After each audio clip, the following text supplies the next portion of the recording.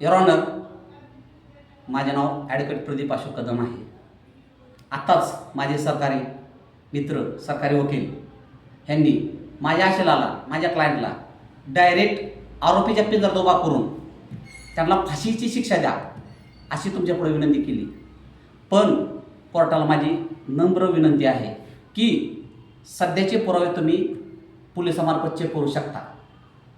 ह्या फॉरेन्सिक रिपोर्टनुसार माझे माझे क्लायंट ह्यांचा काही संबंध दाखवत नाही. हा सापडलेला चाकू, ह्या चाकूवर सुद्धा माझ्या क्लायंटचे हाताचे ठसे नाहीत. तसेच जे CCTV फुटेज आहेत युअर ऑनर, त्यावर सुद्धा त्या CCTV फुटेजनुसार माझे तिथं कुठे दिसत नाहीत. तर ह्या न्यायालयाला माझी नम्र विनंती आहे की पुरावा व्यवस्थित तपासून माझ्या आशिलाला, माझ्या क्लायंटला न्याय द्यावा.